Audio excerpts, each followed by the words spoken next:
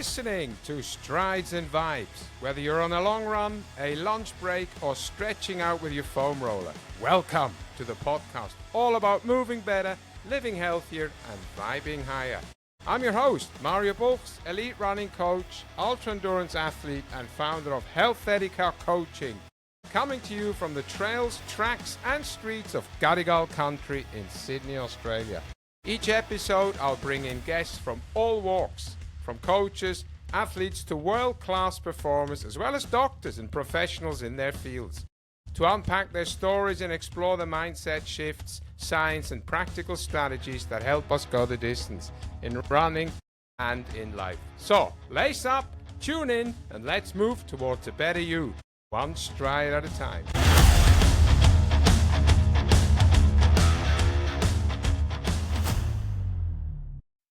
Hello, dear Strides and Vibes listeners. Welcome back. Welcome to the Strides and Vibes podcast. Today we'll be talking about a lot of different things. We've got Jason Dunn here. He's done everything. Jason, thank you for joining us on our podcast here. So just a brief introduction. The way I got to know Jason is he's a financial advisor, coach, and mentor. He's an author, an ultra-marathoner. He's achieved a hell of a lot of things. He's on cloud number 9 today, but he will tell us why that is in a few moments. So let's get into it as always. Jason, what makes you you? There's a question. How long did you say we had? No, I'm just joking. Unlimited. Unlimited. Sorry, I couldn't resist. And to you, well, I think to your point about he's done everything. I think I don't think I've done everything, but I can tell you everything I've done has had varying degrees of success and outcomes, and plenty of failures. Who am I? Look, and as we'll unravel probably during this interview, I've been many different people. I've had many different identities. And what I feel blessed about and have the most gratitude for is that I continually learn, and my identity evolves.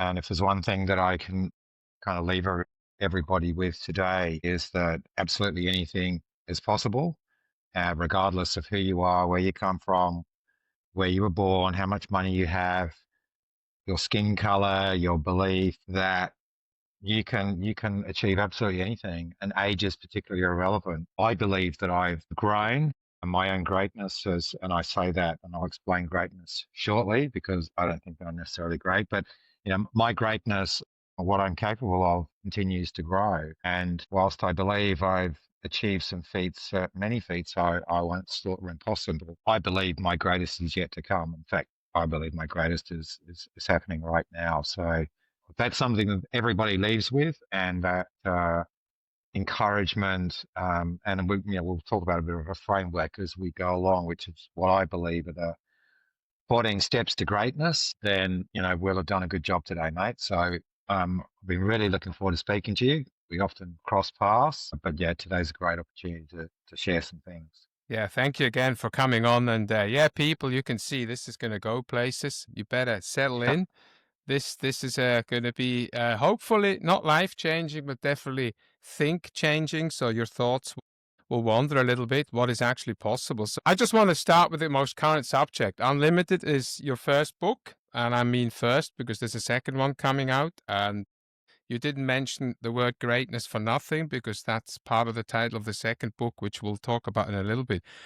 So today, what happened today in terms of your recent book, or your first book that you wrote? So there's some exciting news, I think. Thanks, mate. So no build up. Let's just get straight into it. Perhaps if I could just kind of backtrack just a little for context. Lisa, my partner, shared with me early on in our relationship her thoughts around the things that she thought I could help people with in their lives based on what I'd found and what I'd achieved. And so I found my courage, despite my propensity to have a fairly private life. I really don't share much via social media. I think I had 11 friends a couple of years ago.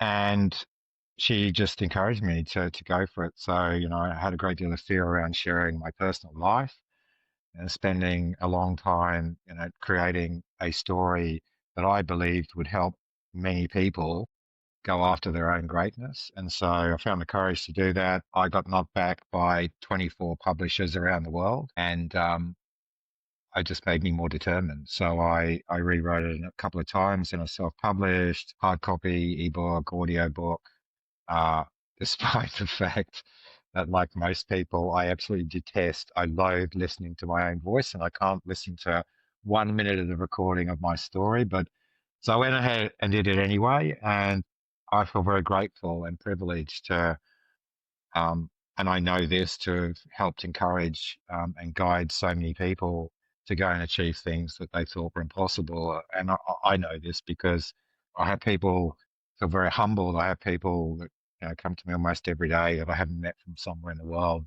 So, look, I read your story, and that was 10 months ago, and now I'm about to do my first Ironman. I never could have believed that, or I've shed this much weight. I eat really well. I run. I do, but and it's just pervaded every aspect of my life. So I felt very privileged and very lucky to, have been able to help people in that way.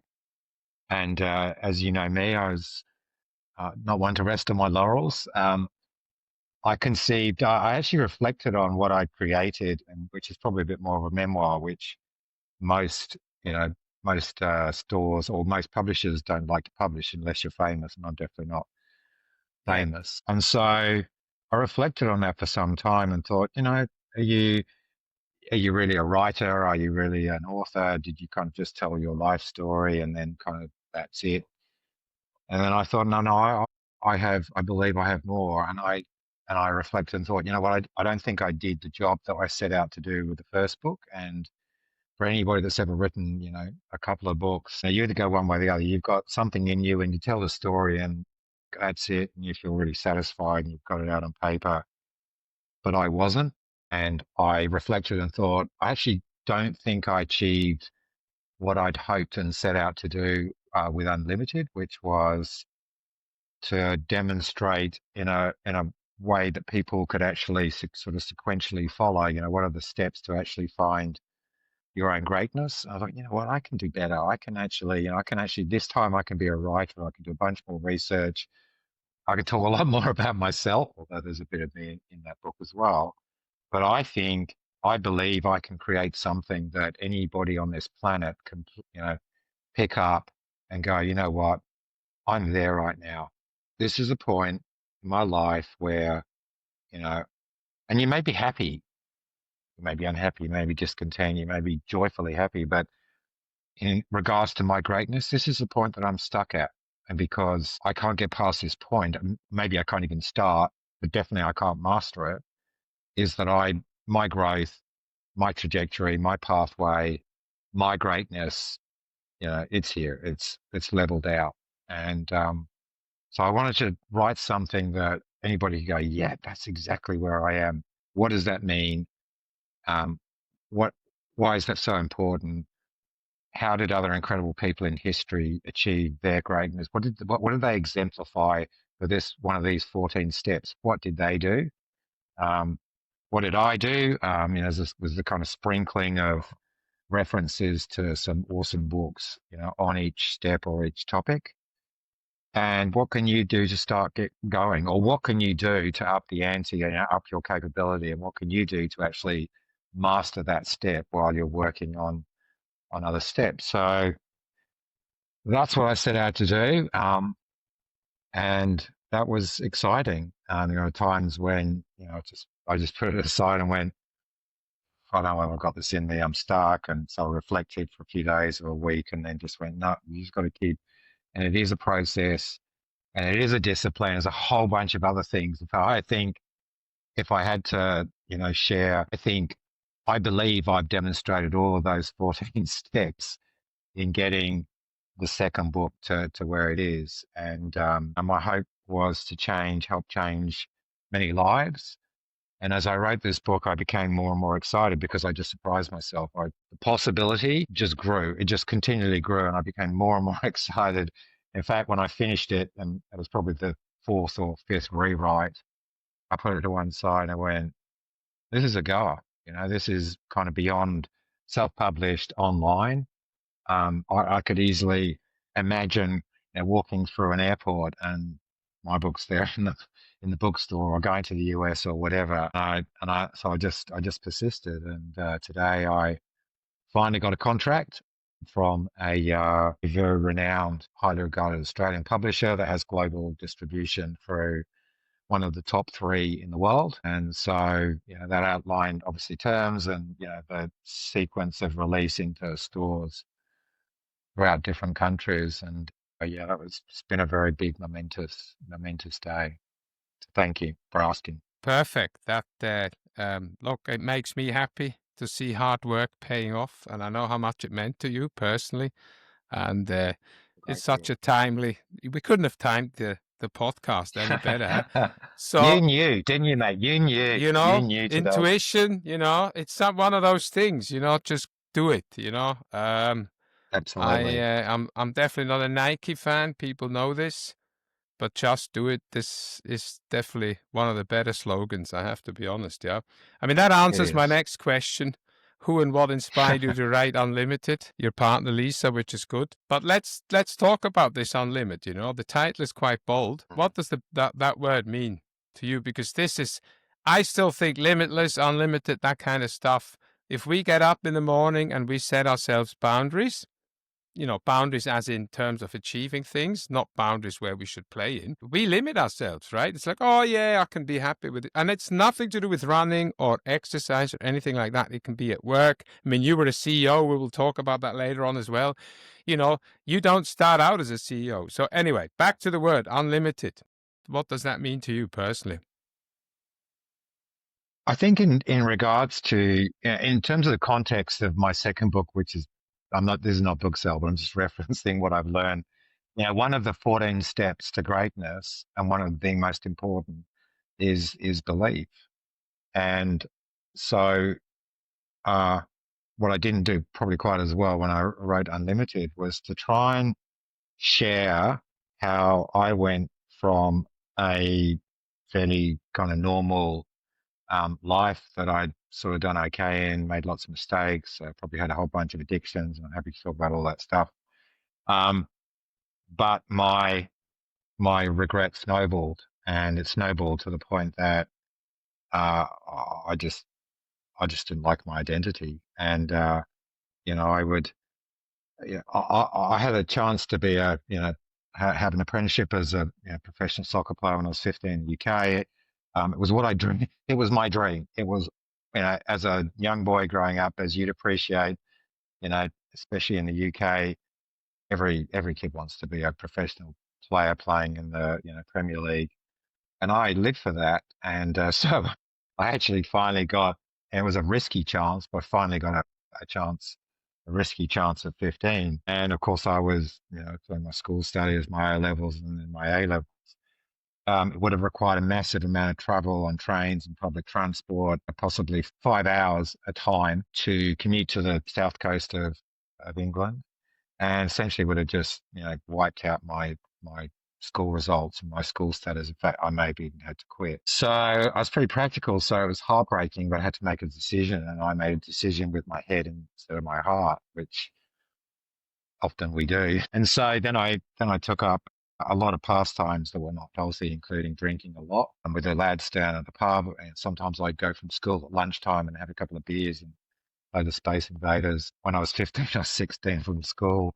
Took up smoking, and then not long after that, I smoked a packet of cigarettes a day, kind of, sporadically exercised, and I regretted that, and I lived with that regret, and it ate me. And I'm not proud at all. I'm ashamed to say that, when I was, when I was amongst a group of people, and especially in the kind of work and corporate world that I ended up in, we'd have a whole bunch of beers, and I pretty much almost I proclaim, which was almost boastful, that I could have been a professional soccer player, in the UK. And the shame of that is that uh, I made a very logical decision, and I didn't make a courageous one, and I didn't make it with my heart. So what was actually intended as being, a statement to impress was, ended up for me when I kind of reflected back on me and I looked in the mirror, it was the opposite. So my regret snowballed, and I just knew year after year that I really did not have a purpose for me. I mean, I had family, which is obviously purpose and work, but I did not have a purpose for me. And my regret was based on knowing that in some respects, I was privileged, I was fortunate, and I was wasting that opportunity. I was wasting that talent. And my greatest addiction became, instant gratification. Anything that didn't require effort that would make you feel good. Yep, I was in that. And so as the snowball became so big, I just couldn't get over it, see around it. And I just desperately knew that I needed to change. And, because I hated my identity. Hated, by the way, as you know, is one of the words, or hate, You that I don't took out of like. my vocab. Yeah, I just erased from my vocabulary because it's particularly damaging, and along with words, you know, other words like hard. If you say, I took hard out, because if you say it's hard, quietly in your mind when you're running up and down a hill, it'll be hard. So just get rid of it. So anyway, I I knew I needed to change, and I knew I needed a purpose. And purpose is the absolute, it's the bedrock. It's the first of the 14 steps to greatness. Is you need to have purpose, or purposes, a thing or things that transcends everything, that lights you up, that nothing can get in the way of, that brings meaning to your life every day. And sometimes for me, that was, the purpose that I found became my meaning every minute of the day. And every time I was in a jam or a difficult situation or a disaster, and there being many disasters, um, I would I would recall my purpose. I would think about my purpose, and it would just lift me up once again, and off I'd go. Because your mindset, which is for me is the third step to greatness, your mindset, that's a big chapter. That's a big part, is how you influence your mind, not just on a daily, but on a minute by minute basis, and how you make better, smarter, informed, purposeful decisions, because they will change, your pathway in life. And sometimes they'll go up here a bit and bring it back. And sometimes they'll just keep going exactly as it is until you lose hope of better, whatever aspect it is in your life, a better you, a happier you, more fulfilled you. And so I knew I needed a purpose, and I was searching, and I just could not find this purpose. And as sometimes happens, it's almost by default, but even then it's a decision. Something comes along, and I was challenged by a mate of mine who was putting together a corporate triathlon team in the days when, corporate triathlons, the little kind of mini sprint triathlons, were all the rage. He said, come on, Jace, let's do this. Come on, you can do this. And I went, I didn't really know what a triathlon was, but I kind of knew that maybe you had to bike and run, and maybe there was a swim. And I thought he was just asking me to do the run leg. Yeah, I can do that. It's 3Ks. Even though I smoked and drank and didn't exercise that much, when 27 years ago, 28 years ago, so yeah, I can do that. All right. So we caught up a couple of weeks later and said, hey mate, how's it going? How's the training going? I said, yeah, I've been doing a bit of running. And he goes, well, what about the rest? I said, what do you mean? What about the rest? He said, well, what about the swim and the bike? And I just went, you, the what? The what?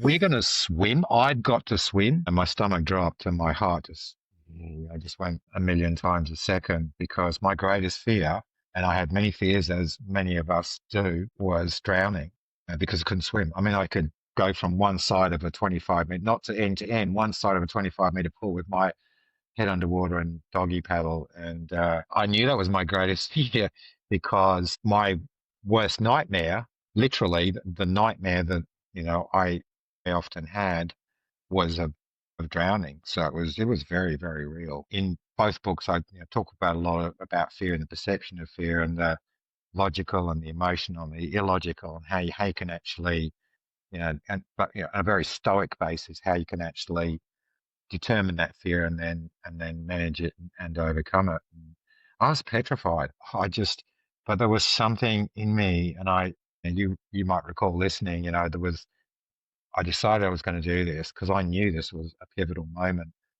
And I would drive to the swimming pool in Brizzy, and I'd 6 p.m. after work, and I'd sit there in the car park, and I would sit there for 20 minutes just holding the steering wheel. And I turned the car off, I hold the steering wheel. I was almost paralyzed. I did have this fight going on within me about, don't quit, quitter. And then the other one going, oh, Jesus, you're going to drown. It's too hard.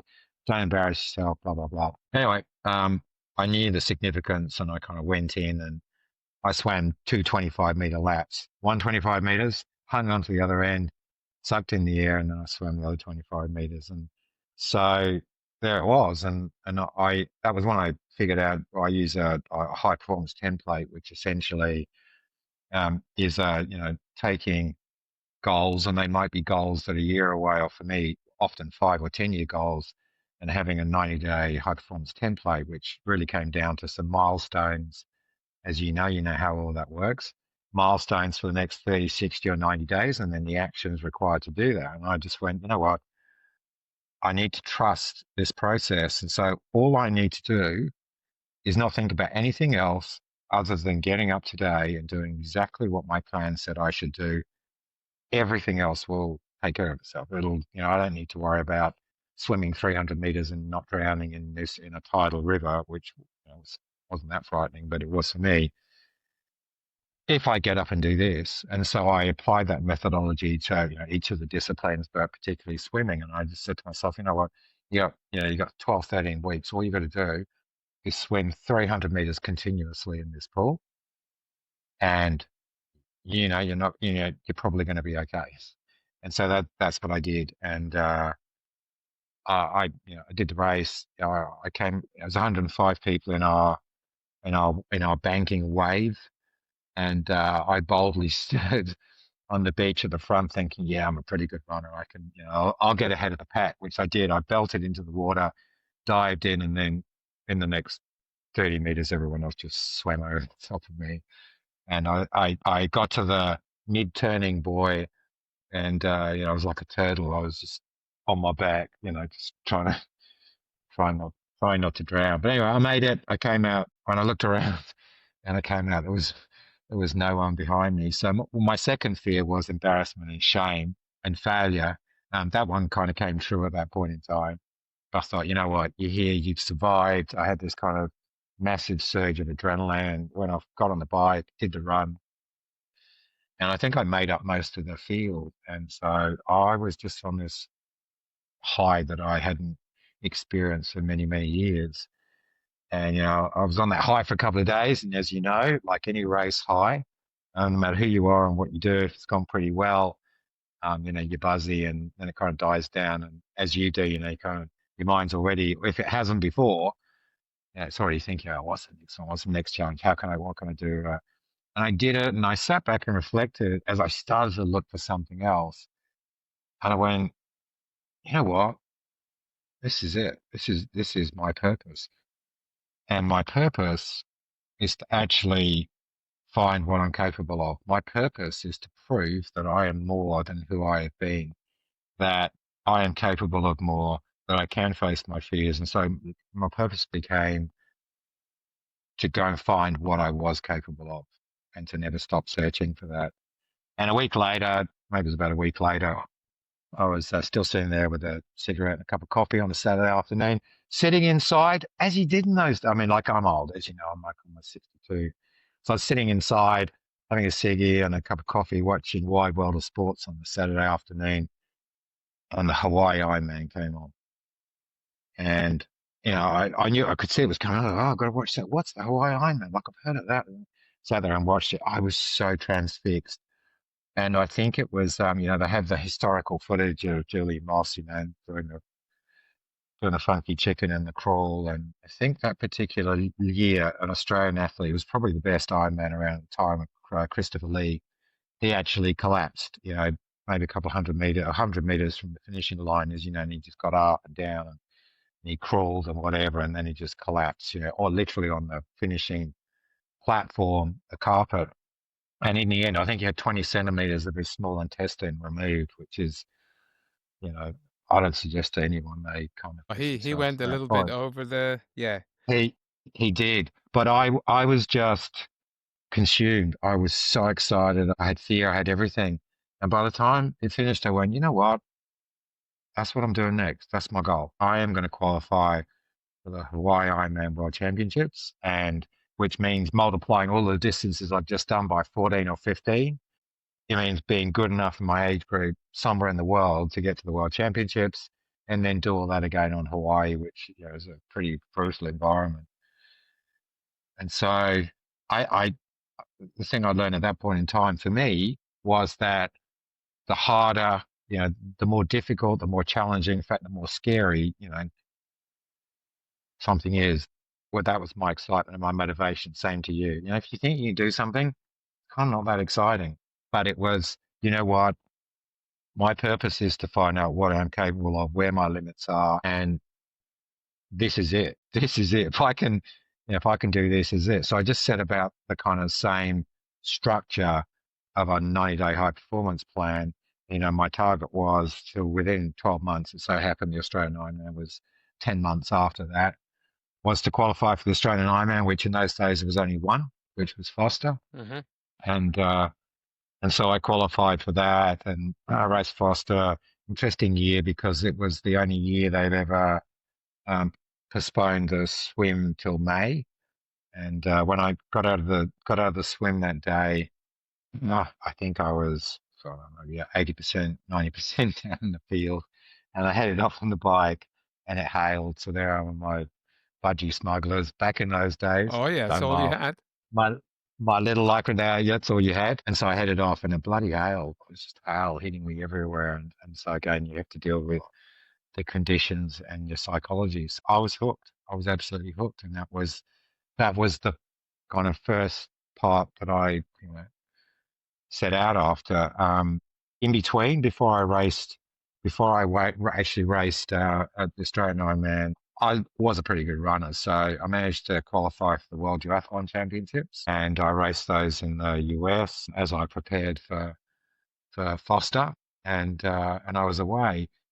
My I'd had some pretty crappy luck before that in terms of injury and sickness, and I came very close to death in a car accident when a drunk driver hit me when I was just starting driving at 18 when I just arrived in Australia, and that smashed me to pieces. I had three skull fractures, I had my jaw fractured in 16 places. It was held together with wire.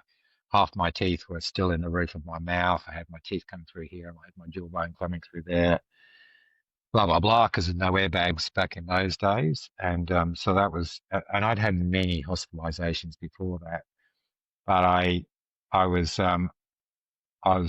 started just school holidays in December in Queensland, and I was out, I just qualified for the Australian Ironman and a half, and I was out riding. I love the sunshine, I love the feeling of sun on me, as you probably know, and foolishly, it's the only time I've ever done this in my life. I decided to go for a 40-kilometer bike ride with no shirt on.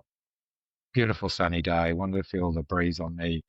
There I am on my bike, headed out to Coolum, cruised out there, flying back. And I was sort of going along the coast road. And then all of a sudden I heard a huge bang, and a big flatbed truck that was just about to come past me had hit a big bump in the road. It dislodged these massive metal A-frames. They collected the back of my bike and me. And according to a motorist behind, I disappeared from their view in the air, and I came down a combination of my butt and my back, and was skidded along the ground. My back was unprotected, so I think I was almost 3 layers of skin gone. It tore my pants to pieces, and I had areas like this on each butt cheek where I had 2 layers of skin gone, all the same on my back. Yeah, so that probably wasn't a good start to that training program. And I ended up as a trial patient for a new synthetic skin, because that was a long while ago. And but undeterred, I think it was 8 days after the accident, and I'd been back to hospital 4 or 5 days over Christmas in a row where they'd scrubbed the bitumen out of the wound. And anyway, it was 40 degrees, and I just literally couldn't sit down because I couldn't sit down. It was just too painful. But I think it was 8 days later, I was back out running. So I had to get back on track to to race at Foster, and I was back on. Crazy. I mean, that just shows, there's always a start, right? I call it a flick of a There is. switch moment. I had one of them and then suddenly say, hold on, what's holding me back? So in your case, suddenly you start to thinking unlimited. And I know, and I really want people to listen to your book or read to your book because, you had nurses in Pennant Hills that knew you by first name, middle name, last name. Ah, you're back. What have you done this time? It's as hard as it is to listen to or read it because they're terrible accidents, and you were definitely lucky several times. There's also a little bit of humor in there, where you see, and Right. again, it just shows you how good these nurses are So, and what they do, and that oh, that kind of. ab- absolutely. We always talk about doctors and specialists, and we all know them, highly trained, studied. But I always hear 80% of people who've been to hospital, they will talk about the nurses first. It's like aid station workers. They're there. Nurses don't work for free, but they're definitely not overpaid. Let's put it that way. And I don't want to Yep. stir things up here. But And how I agree. important these people are just from a mental perspective, build you up. They know you're hurting. They're not going to say, oh, how Uh, much does it hurt? They actually give something completely different. They're just it's a skill that not many people have. That's why they go into nursing, and they see some grumpy people that aren't very happy, I guess. So to have people like you there who say, "Oh, okay," and I remember, when I listened to it, I'm like, yeah, I can just picture it, So yeah, that has to be and look, I mentioned. mean, you're absolutely spot on, and that's about having gratitude for the care because it's not even a skill; it's the dedication and care. And sorry, I'm going to go back to your question earlier about unlimited because I just want to cap that off if I can. Um, but you know, that was gratitude for me is another absolute foundation of a happy and fulfilled life. And so, if you're not grateful, either find it through perspective or go and do something that makes you feel grateful and open your eyes. And so, my first moment of absolute gratitude was waking up after a 7-hour operation. And my only previous memory that came to me was waking up in an ambulance and feeling my teeth coming through my face and my jawbone, and then just passing out again. But the gratitude, I felt incredibly miserable and sorry for myself for about an hour, because I couldn't even touch my face. My head was so swollen and it was all bandaged. And then I could see a kind of procession of people going by with children and you know, children on a gurney and whatever. And I realized that no matter how smashed up that I was, that there were people that just wouldn't go home. They weren't going to get out of Hornsby Hospital. And I think that was where I truly developed my optimistic, um, you know, my optimistic self and was grateful. And every time I've really died or been smashed up, I find instant gratitude. For me, that's one of my gratitude is the antidote to anything.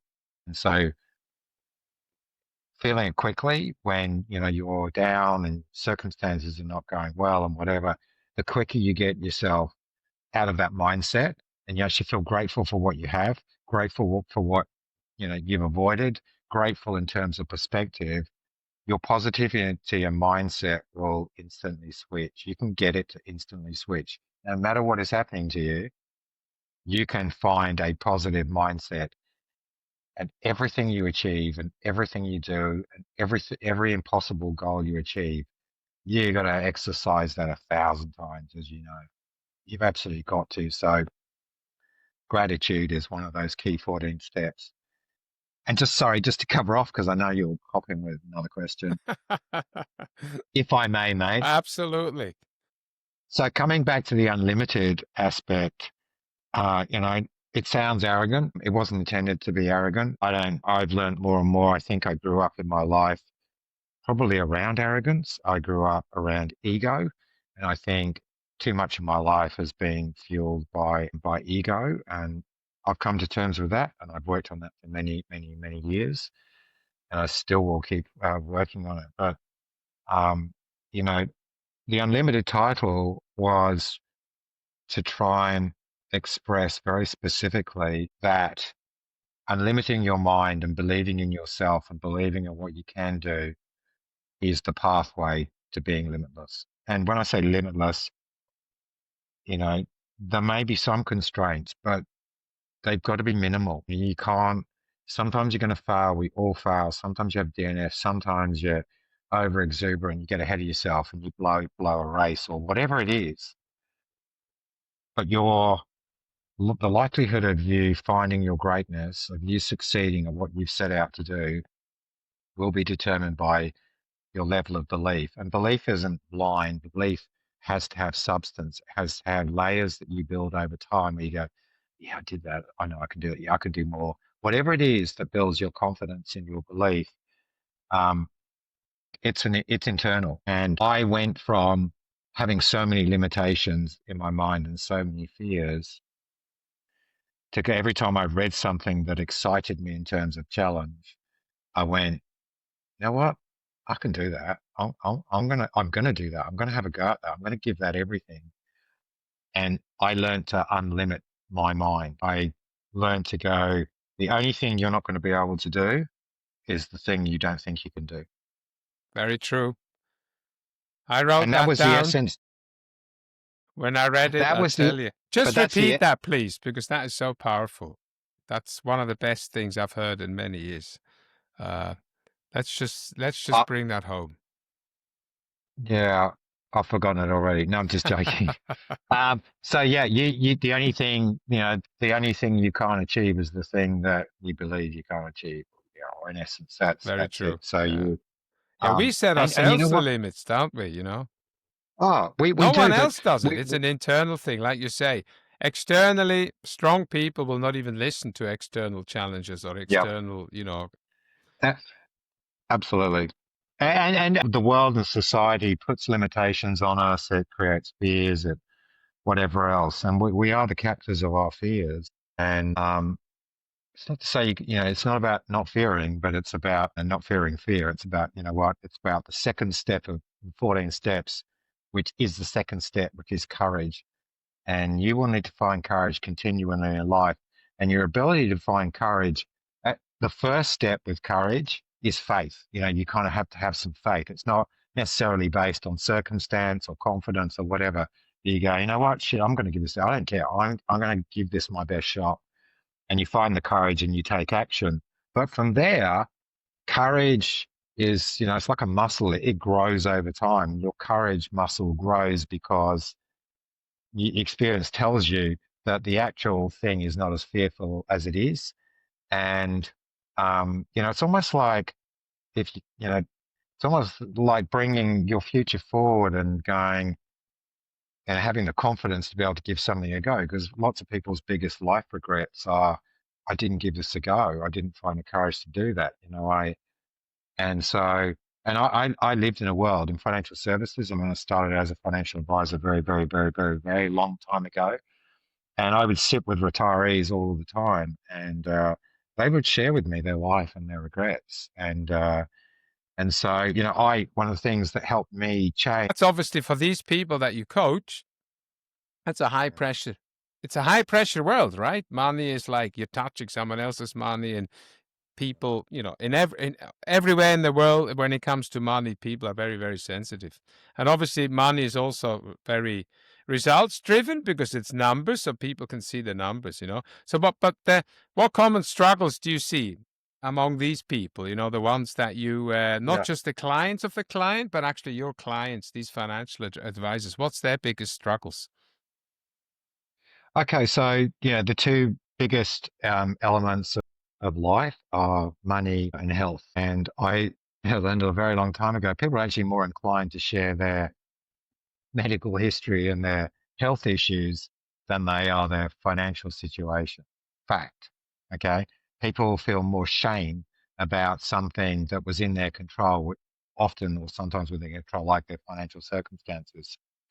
It's a pretty privileged position to be in. So generally as a financial advisor, somebody comes to see you, you have the right to ask, but people are still more likely to share with you their life and and their health. So that's how I started out. I started out the tough way. I started out because I moved to the Sunshine Coast from Sydney.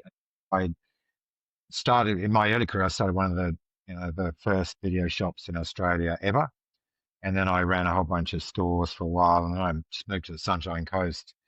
And I'm really not quite sure why, but it sounded like a good idea. Lots of beaches, nice sand, and pretty chilled. So I moved to the Sunshine Coast, and I got there. I thought, what the hell am I going to do here? So anyway, back in those days, it was more, it was more investment insurance agents, and so I started my first job there in a white Besser brick office on the Sunshine Coast, no air conditioning, and the white pages and an electoral roll. I didn't have um, any training. It's like, here's a rate book, off you go call some people out of the blue, cold call. So that was a pretty interesting induction. But and I went from a financial advisor, a regional manager, and then a group GM, and then a CEO. And so I think whether engaging with and coaching anyone, the most essential elements are to be able to walk a mile in someone's shoes, to build trust quickly, to listen carefully, um, and provide a solution based on what people or what you understand, people need. The thing is, whilst, the largest, the largest financial event of every human's life, unless you die prematurely and you've got a family, that's going to be the biggest impact, both, from a financial sense, notwithstanding, it's going to be the most terrible tragedy. But the largest single financial challenge is stopping work and retiring. Most humans don't retire. Most humans stop work. Retirement is where you actually plan for it. You know exactly what you're going to do. That's the first challenge, by the way, of retirees, is often there are disproportionate wants and needs in a couple, between husband and wife. Often they haven't even talked about it. They've both got quite different plans. One in the old days, one is probably, female partner of the wife, a wife, would typically be more likely to stay at home, and the husband goes off to work. So suddenly that changed for a man, or anyone, sorry, let's not being sexist, but it was in those days more for a man who kind of had this busy thing. They had a purpose at work, they had a place to go to every day. They engaged with other human beings. All of a sudden, this thing that everyone wants, which is to retire, but all of a sudden to land up in your lounge room when you haven't really planned it, and you probably haven't got anywhere near enough money, is one of the most challenging events that most people will face in their life, because all of a sudden, lots of people have probably got no purpose. And to the person that's worked all their life, they probably actually have suddenly lost their life identity, especially if they've got a career. They're pretty good at what they're doing. But that's purpose, that's identity. And so people don't think that through clearly. But I got to tell you, most people severely underestimate the most significant event of their life. And rarely do people ever have enough money. We're lucky. We're very fortunate in this country. We have, and with that wealth band is separating and growing wider, because generally property has made most Australians relatively wealthy, especially baby boomers and probably Gen X. But the most people just don't have anyone. They just don't appreciate. They don't even think, I'm going to live for another 25 years, because very few people actually really work till 65. And they completely underestimate how much money it takes, especially in a low interest rate environment, to survive for 25 years. And again, what most people never think of is appreciate, or they have this ill thought through concept that suddenly they can live on 40 or 50% of what they did before. And that is absolute rubbish. Unless you're going to sit in your lounge room and don't do nothing, that is absolute rubbish. And it's just, I mean this callously, it's kind of just general ignorance, because if you don't go and get really good help and advice, and if you don't plan, you're just misinformed. And what does happen, this is of that kind of, oh, I can live on 50% or 40% or whatever because I've got a mortgage. And uh, people, as they get close to retirement, have typically paid off their house. Mm-hmm. They've, all their debts are gone, and they have much more disposable or spare income or savings. But what they do is probably because I've always thought it's because they live, often live a pretty busy, tough life and they're raising children and kind of don't really have a great deal often, is they just start living differently. Mhm. They go on more holidays, they buy nicer cars. They don't actually have to think actually about, can we make ends meet this week because the mortgage is paid off. And so that becomes their lifestyle. And they actually absorb a lot of that spare income. So by the time they hit retirement on day one, um, they're going to need most of their income. And it's actually going to be more like 70 or 75%. Yeah, I will need more because I'll have more time to do stuff. Yeah, that's what Absolutely. I It see, is a 20, I mean, it's a 25-year holiday. yeah, absolutely. I mean, this is at the end of the day not a financial podcast, but you're absolutely right. And I'm with, I've lived in 4 countries, so for me it's completely different how I operate, with pensions and all this kind of stuff. Yeah. But I think Yeah, indeed. just going back to, as an endurance sports enthusiast, is there Mm. anything you bring into this financial world or vice versa, where you say, hold on, if we treat this like an ultra marathon, do you bring that in, or is this completely separated in your mind? There are a lot of very, very comparable elements between the two, or any parallels between life. So everything you do in any element of your life will give you confidence or otherwise in every other element of your life. And if you have a burning purpose, you're much more likely to be aware, have perspective, have gratitude, and all those elements and your mindset pervades everything in your life. And so there's a far greater chance of you being much more successful in your career and your corporate life and the rest of your life if you're successful in something that's incredibly meaningful to you. And I believe that was the case. I believe that for some of my career, and for me, the pinnacle was being a CEO. I have no doubt that everything that I did in my pursuit of, endurance in Ironman triathlon, and that was it was a big chunk. I did 14 Ironman races, and then running ultras. They are so intertwined that I would never have achieved what I achieved in my financial or corporate life had I not had the purpose that I did and pursued and overcame, so many other obstacles and found, incredible resilience and a whole bunch of other things because they just, you know, they they were just intertwined. One enabled the other. They just kept. In fact, I would say my endurance sports pursuits, way more than anything else, enabled my capability in the corporate world, I uh, without a doubt. I'm laughing, not at you, because it is a You laugh podcast at where me we laugh. No, I sometimes. know, but it's nice. You But laugh the at me reason, of sometimes. course, we laugh together a lot, which is great. Which just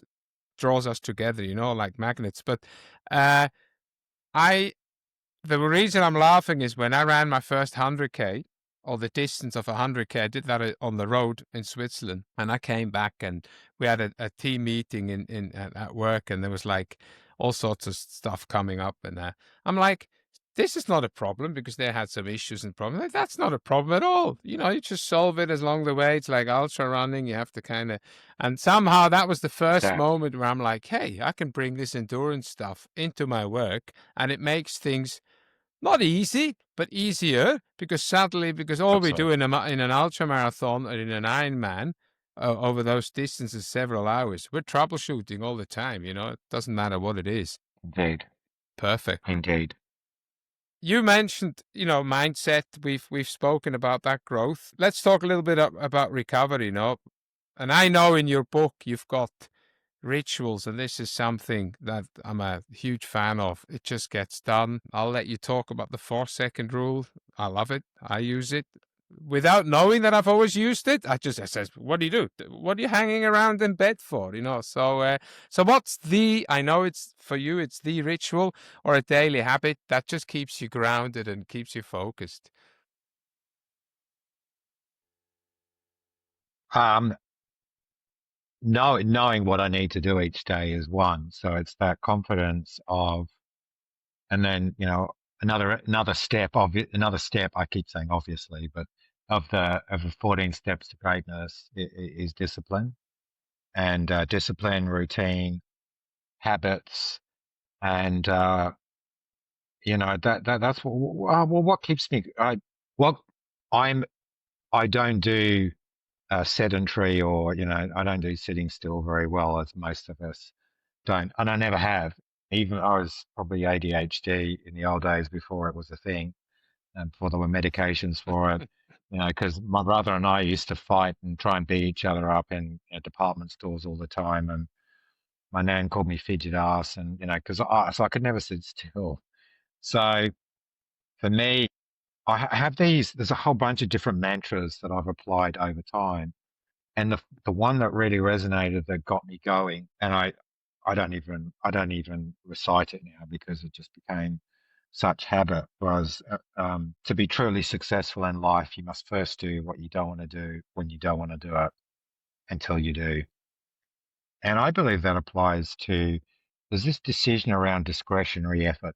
You can kind of either take the pathway of instant gratification, or the easier pathway, or you can take the tougher or the toughest pathway. And I realize, that applies to everything. It applies to, you think about a scenario of, you come home at the end of the day, it's a Thursday, you've been working all week, it's been really tough. You come home, kids are dad, dad, dad, and you're just knackered. Or you're under a whole lot of pressure or whatever. And, um, dad, come on, let's go kick the ball outside, or do whatever. And you have that moment of, in your head, you go, oh, just kids, I just want to, we all do it sometimes. Like, I just want to, just space. I just want to sit down and watch TV. I just want whatever.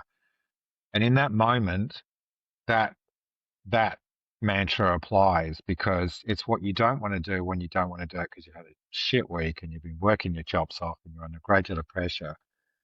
But doing that in that moment is what will make you successful in your relationship with your children. It's as simple as that, because they don't care. They don't know what's going on in your head. It's going to, maybe they're not going to be 25 till they realize what it's like to bring up a family and empathize with you. All they care is, dad decided he didn't want to go and do that, or dad decided he did want to go and do that, and created this experience. So that mantra applies to everything in life. And so the 4 second rule, which is, you make a decision in 4 seconds before your head overrules your heart. It says, oh, it's too warm in bed this morning. It's 4:30. Oh, it's too warm. I could just stay there. 4 seconds. Just don't let your head tell you not to do something, and just do it, because just do it. There you go, Nike again. Just do it.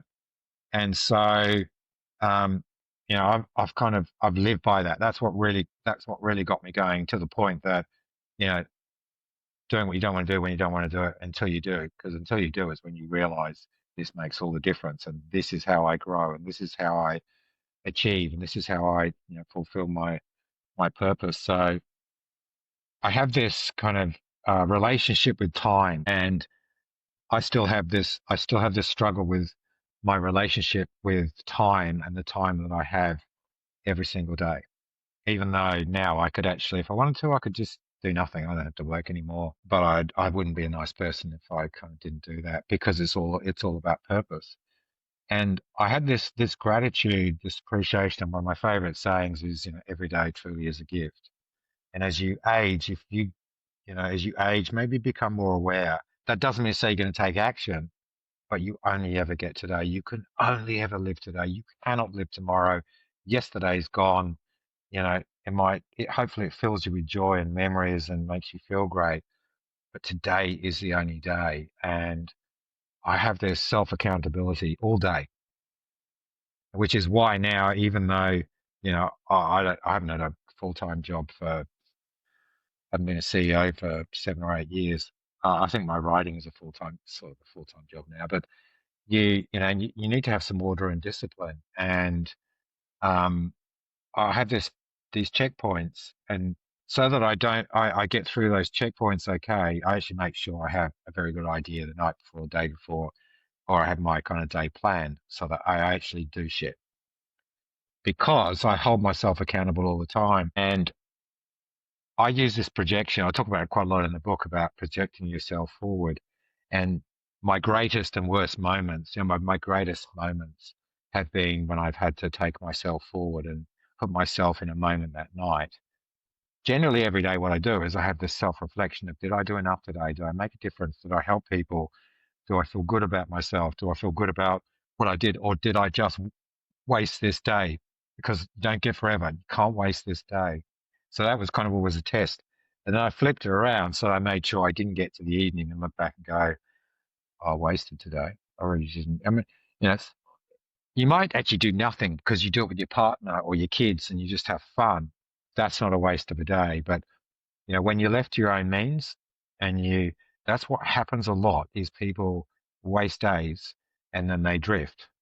And then I reckon you can see it in people's eyes as the point at which that true spark and life diminishes, or sometimes it goes and people just accept what they've got and nothing's ever going to be any better and they're not going to be any better. And there's no challenge or whatever. So that for me is my test of the day is, have I made the most of it? And did I set a really high bar for myself to achieve? And it isn't ego. Once upon a time it was ego. It ain't ego now. It's just literally, and has for some time, it's about how I feel about myself. And what I love now, and what I feel absolutely privileged to do, and I do a reasonable amount of coaching, but most of it's for free. People are always asking, hey, Jace, can we pay you? Like in business, can we do this X amount of times? And normally when someone asks me, they're a friend. Like, oh, I can't, you're a friend. Like, but the truth of that matter is that that's a test of how I feel about myself. And I get great joy of taking what I've learned and what I've been privileged to have had and what I've earned and go, I can help you. I can help make a true difference in so many ways to somebody finding their own greatness. And you know what? That's what I get a blast out of. Actually, let me give you an example. I connected a couple of weeks ago to someone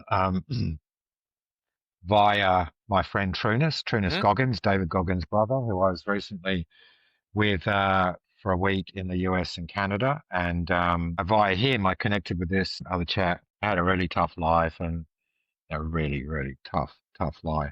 Very humble and had transformed it. And he's actually writing a chapter of a book to go into a bigger book, and it's not his forte. And I just instantly really respected and really liked this guy.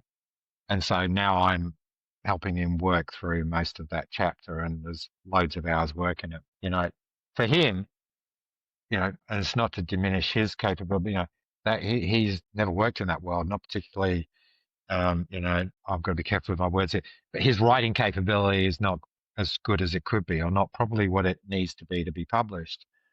And so I believe in him. And so I spent hours, trying to coach him and help and actually write, helping him write and edit some of that, because I believe in him and I just get great joy. I just get a blast out of that, seeing another human that's such a brilliant human, desperately, really going after their own greatness and wanting to share with others so they can go and find theirs. And I go, you know what? That's a purpose. I want to do that. And I get as excited about doing that for somebody else as I do about my own projects. This is how we connected as well, and I had to learn, and I've mentioned this before, ask people for help sometimes has been after building machines for 25 years in God knows wherever in the world where you're the only guy who knows stuff, no one you can ask, you just get used to that, So Yep, I definitely absolutely. had to learn this. I think the other thing as well is people forget that there is a lot of people out there who really like to help. And they don't want Of anything back. course. And they're just happy in the evening saying, hey, I've helped Freddie or John or Ian or whoever they are. And that's amazing, And these people need to be celebrated as well, and you're definitely one of them, without a doubt. So just to bring this, not to an end, but kind of rounding it out a little bit. So for someone who feels stuck at the moment, like right now, they're limited. What's the very first step? Just one step. What's the first step for shifting their kind of mental state? Because there's a lot of people out there who hopefully listen to this and say, okay, What do I need to do? Doesn't matter what it is, where they want to get to. What's the first step to get out of this state? I know it's a magical question and there's no magic in No, anything, not but it. there might be one thing where you say, if you do this, you're good. You're off running.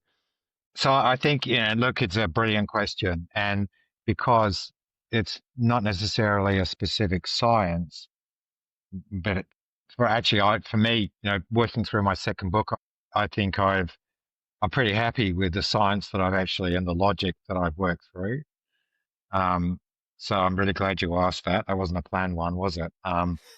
So it is, but it starts with this, it starts with a self-determination, and the self-determination might be your discomfort with where you're at, your dissatisfaction with yourself or your identity, or, you know, I know I could do more. I don't know how. And it might be motivation or inspiration, which we often talk about. And you were talking before we had a bit of a chit chat before, and you talking to Gary about people always start with motivation. We know that inspiration because they don't have all the other steps. Is it just burns out? They burn out. They lose interest. That's why 90% of people that set New Year's resolutions fail within a month. They're just gone. They're done, dusted, and it's back in the cupboard until next year, till they're excited and exuberant, and they kind of have this belief that or this hope that things will change. But you know what? Most are going to go back to exactly the way it was before. In fact, worse, because once things plateau, there's always a point, career, whatever, you plateau unless you have some significant intervention. It's going to do that. You can't plateau forever. You're going to do that. So it all starts with that discontent, spark, determination, inspiration, motivation, whatever it is. And then there are 14 steps. And the first one is purpose. And I think probably to highlight that, for example, purpose, the reason most New Year's resolutions fail is because people have a goal that's actually not a purpose, and it's hollow and it's meaningless. Like, I want to lose 30 pounds. I want to lose weight. Everyone wants to lose weight, which, as you and I know, is not the most magical metric to well-being and health. And people have it all the wrong way around. But instead of, I want to lose weight so I can, and so I can play with my grandkids, or so that I can run down the road, so I can have energy, or so that I can, I can have purpose, and I can feel good. And that's a purpose. And goals fit within that purpose. The first thing is, do you have a purpose or not? And then it's about identifying, assuming you have a purpose that just excites you and gets you up every morning. There's the other 13 steps, and they are courage, mindset, planning, discipline, presence, belief, sacrifice, movement, resilience, gratitude, nutrition, vulnerability, and stillness. What you need to do is identify which of those you're stuck at. Mm-hmm. Mm-hmm. And so belief is an outcome, and belief may be where you're stuck, but it's the intervention of assuming you have a burning purpose, of courage and mindset. Typically, the odds are that's where most people are stuck. And courage and mindset mostly are determined by fears, which are our neurological captors. So people just aren't prepared to go to the next thing because they're afraid of something: embarrassment, humiliation, failure, clowns in suits. That's a fear. Mm-hmm. Whatever. There's a fear somewhere. There is a fear that's stopping you. So assuming it's either mindset or fear, it's determining what it is, the place you're stuck at. Now, you might be great with, you can find the courage, you're adapting or evolving your mindset. You got to find where the circuit breaker is, the thing that stops you from going to the next level. It might be planning. And, because as you well know, as a brilliant coach, especially in many aspects, is you got to have a plan, because otherwise you're lost. And if your goal is 5 or 10 years away, and the biggest goals are often that far away, because you got to do a lot of work to be able to, a lot of things right to be able to get there, then it's learning how to plan, whether it's strategically or tactically. And this applies in sport, life, in business, work, everything. Is it your discipline? Is it having presence? So when I say, and this is all about greatness, Hmm. this is greatness. If you actually don't have any presence, then you're going to have no appreciation. If you're just running around like a blue ass fly, if you can't actually appreciate the moment and live in the moment as many times in a day as possible, what's the point in living? I mean, well, there is. You may be doing that because, you have this great dedication to growing your children up the right way and take great pride. But if you're not present in that, you're not present in anything multiple times a day, there's no point to anything. You're not going to be happy. You're not going to enjoy it. All of a sudden you go, shit, where did my life go? And you thank you very much. You don't get another one. It might be sacrifice. It might be that, if we're talking about business, it might be movement. It might be you don't move enough, and all the benefits of that movement brings. It might be you just eat poorly. It might, and there are different levels of, nutrition. But if your gut's not working well, your head's not going to be working well, and the body's not going to be Oh, they're working bloody well. connected, aren't they? The brain and the gut. They are. There's Absolutely. one direct pipeline to both of them. There's Absolutely. both of them are reporting back to one another. Yep. Talking about books, there is it's called the brain gut connection. I read that a couple of years ago, just to have a better understanding of that. Yeah. Um, so yeah, a goal without a purpose. Yeah.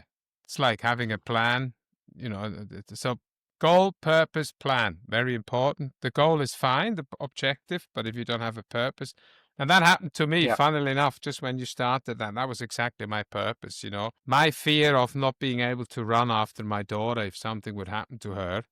She'd run off Oh. and I could see a car coming and there's me, 118 kilo guy trying to no chance. And that was actually, so without thinking that, yeah, I had a Yeah, goal, get fitter, but I already had a purpose, which was, saving my daughter from something bad happening. So obviously that's absolutely. my story and stuff. And people who are interested have read it and seen it and whatever. I've got it. I've even got a keynote speech about it, 6 minutes. So anyway, rounding out, second last question before we do a few quick fire ones, just for rounding it out in a bit of a fun way. You're 62. If you'd wear a whoop like me, it would tell you you're 32. How does that work? I know, mate. I've seen you. I know your achievements. There's no hiding. There's no magic pill, but what keeps you kind of young? I know your mind is always working, and you've mentioned a lot of things, how you go about your day. And I think having a plan and being organized really helps us being fresh and young and doing new things, not being scared of stuff. Just having an avocado every day doesn't make us better or healthier. But what's your like your daily routine in that sense, or over the last few years? What have you learned about yourself, your mind, and your body to keep performing every day? Yeah. Yeah. Okay. Well, you certainly, your mind is activity and activity is purpose. So, you have to keep continually mentally challenging yourself and, and I believe, physically, I'm not what I was. And I had hoped that at 62 I would be, and, I may go back, but I'd be just traveling around the world competing in ultras. Um, as you know, I've been hospitalized 35 times, a bunch near death. Um, and I ran, I ran, it's suspected, the specialist said they thinks that I ran with a, torn medial meniscus for 15 years. And I was running 150 to 250 Ks a week. And I know that when I went to run the Western States, which they laughed at me because that was my first ever trail race. And so they took the piss out of me. And you might say, how did I get there? And well, I could run 100 Ks pretty quickly. And back in those days, sometimes that got you a ticket.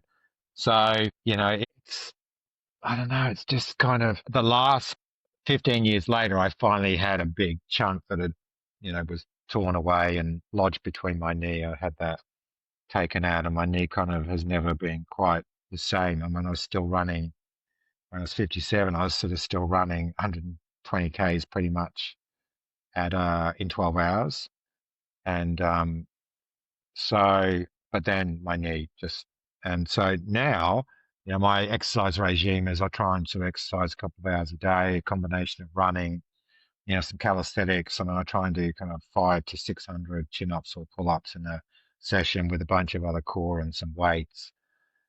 So that's kind of nutritional, nutrition. It's even easier to manage now. And I kind of have my go-to like you. I eat all day because I'm, vegan. I eat all day because your body digests so quickly and I burn so many calories. So really healthy eating and then just, setting myself challenges and tasks. And for me, so right when you write, challenging part about that is, especially if you kind of don't have to go to work to live, is having the discipline, when the sun's out, go, yeah, go to the beach or do whatever, have a sleep, all the kind of, I don't know, all sorts of stuff. Is I am very disciplined around saying, I'm going to write for 5 hours today. I'm going to work hard on this for 5 hours or 7 hours or whatever it is. And I chip away every day. Some days it's less, but mostly they're kind of big chunks because I have a purpose and I have a 90-day high performance plan. I know the things that I need to do. And because my purpose burns bright, I have this massive goal, this thing that 4 or 5 years ago I would have thought was impossible. And as you and I know, there's nothing more exciting than an impossible goal.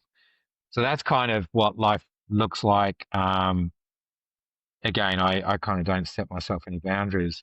And again, I started with this message. If there's something that I can, convey effectively today, is life, life stops when you choose. And I am growing all the time. I feel so fortunate and I have so much gratitude that each year I grow and learn more. And each year I think hopefully I become better. I might be a better person.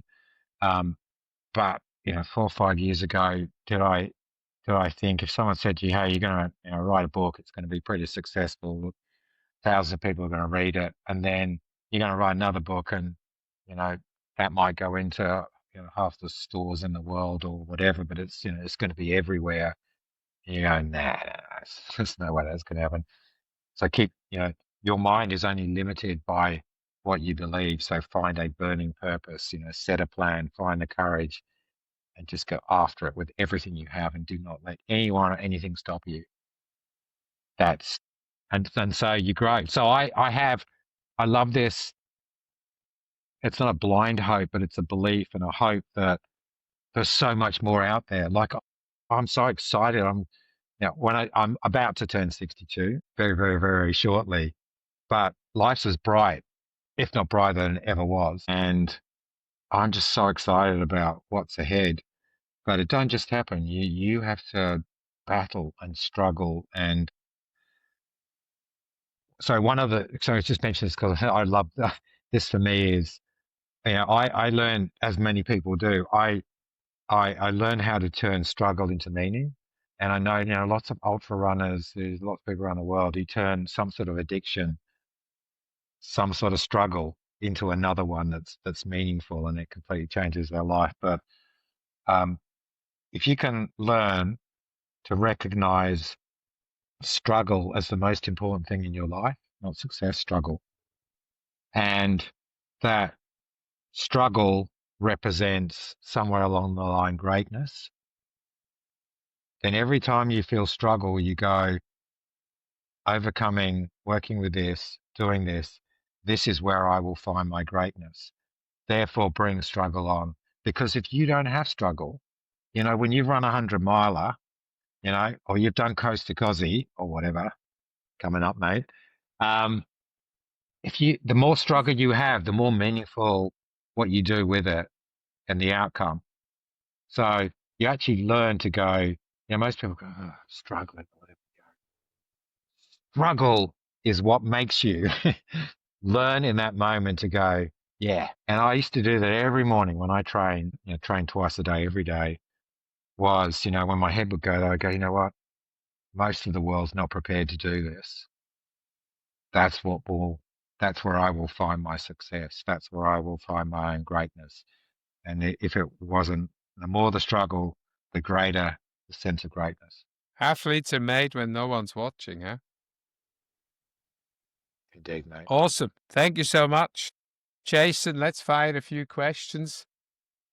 Obviously, you've answered the first one. Early morning or late night running? You do both, so who cares? You do. Both. Yeah. So do you do coffee before a run? Yes or no? Many people are always No. asking. No? Okay, interesting. But you like a good. Uh, it, yeah, maybe that's because, so for me, coffee is a reward. Coffee is, my love. I mean, I didn't drink alcohol for 25 Okay. years until Lisa, but coffee, uh, coffee is, and sorry, can I just chuck that Of in? The course. one thing I haven't actually, just sorry, quick, I Of haven't course. mentioned, the thing that I've learned the most over the last couple of years is what a strength vulnerability is. Because I've lived my life and we kind of, you got to be strong, you got to be tough, speak to run, do Ironman, run businesses, like people want to see that you're strong and in control and all the rest of it. I've learned to be vulnerable and laugh at myself and accept all my stuff ups and all those other things, cry, whatever it is. And that's actually made me a much better person. And I've grown and made me much stronger. So, but anyway, coffee, it's probably because I love to go out and have coffee and I haven't made it like it's my love. So normally when I exercise in the morning, like you, it's pretty early. I used to run for work, etc. But I go do that. And then maybe I don't rely on coffee and then maybe a couple of hours later, I'll have a coffee, and I truly appreciate All it. right. It's like Good. 3 or 4 hours after. Yeah, Good point. I mean, I use caffeine just to get me going and everything else. So it's just one of those things that I got used to. All right. Last one. What's your favorite post race meal or post run meal?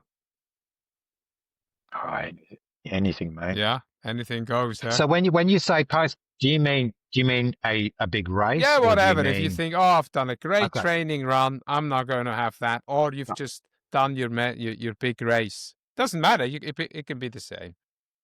I think training is very separate. So my absolute go-to is, and I got this kind of early on, and people will probably laugh, they'll probably turn this off when I go, I don't believe any of the fasting bullshit because I've got to eat all the time as long as it's good stuff. And what probably my strongest guiding principle in training through decades was when you finish training every day, if you train twice a day, it's twice a day.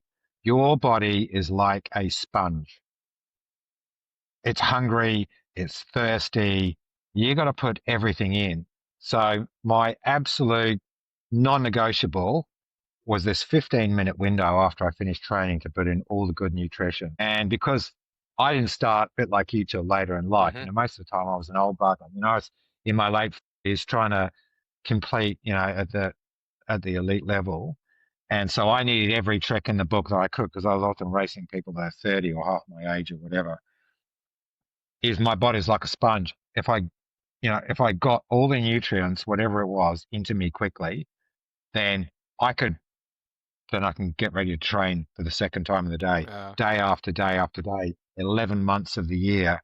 And so that kind of evolved. So these days, like you, I Smoothie. have a vegetable and fruit smoothie.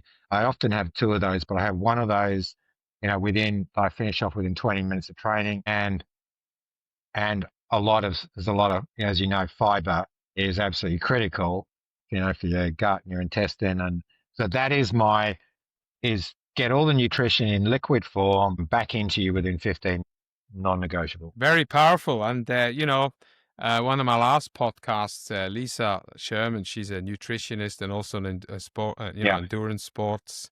She does ultras and Yes. stuff. I've run with her. I know, Lisa. Yep. So she's very famous because she's very practical with these things. She says the same thing.